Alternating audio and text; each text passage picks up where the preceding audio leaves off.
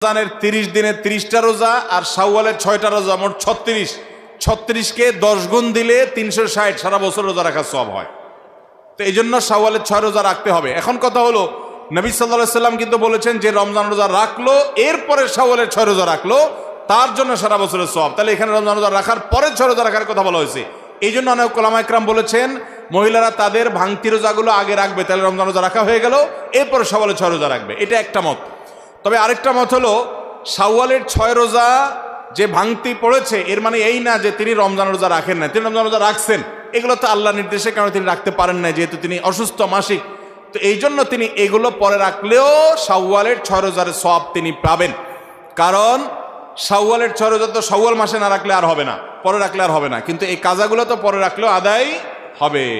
তো উত্তম হলো কাজা আগে করে যদি শাওয়ালের 6 রোজা রাখতে পারেন সবচেয়ে উত্তম, না পারলে অন্তত শাওয়ালের আগে রেখে